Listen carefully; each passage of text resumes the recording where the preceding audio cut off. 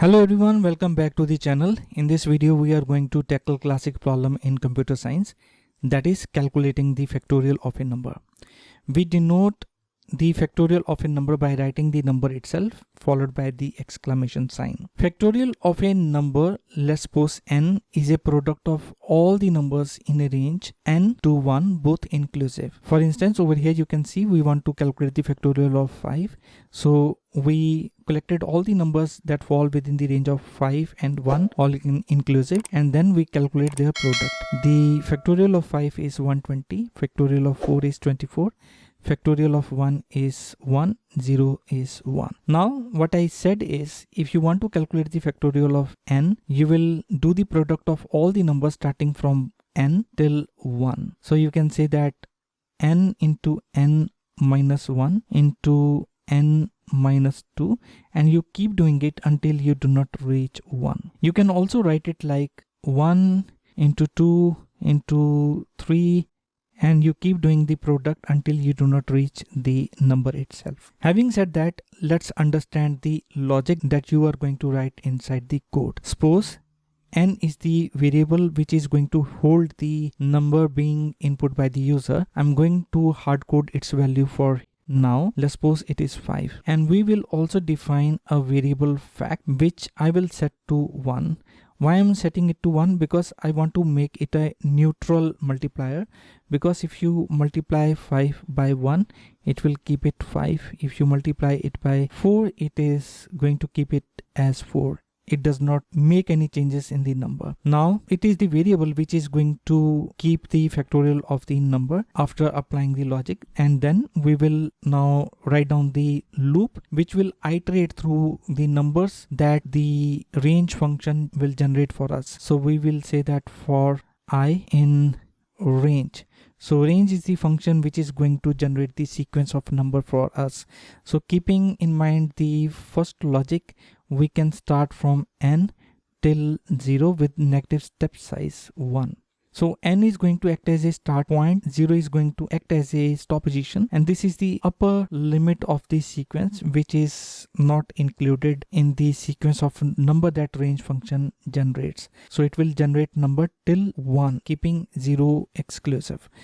And why I wrote negative 1? Because we want to go one step down in the sequence of number it generates, only one step down, and then we can calculate the factorial by saying that fact is equals to fact into I. Now this loop keep on executing until we do not complete the sequence of number that range function has generated for us. Once it is completed, we can print the value of fact, which is going to be 120 in current scenario. Let us now write down the Python code. Now let us say that n is the input that user gives us. Enter any number, and once the number is given, we will typecast it to the integer, and then we will define a variable fact whose initial value is going to be 1. And now for I in range n to 0 with negative step size of 1, and then fact into equals to I. So once this factorial is calculated, we will print its value.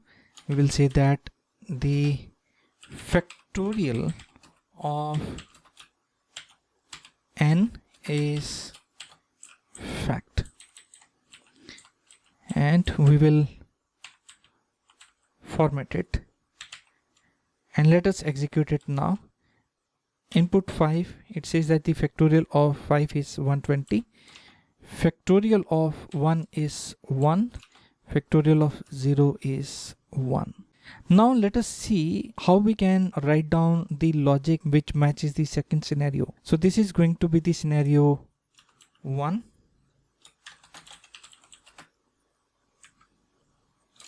Let us re-execute it with value 5. Now I'm going to copy this whole code, copy it and paste it in the new cell. And now over here we will say that this is the method 2, but in this case we will start from 1 till the last number, that is the input number. Now the upper limit is always exclusive, not included in the sequence of number that range generates. So we will say that n plus 1 is going to be the upper limit, and we will take the one positive step towards the positive direction, and you can also exclude it if you want.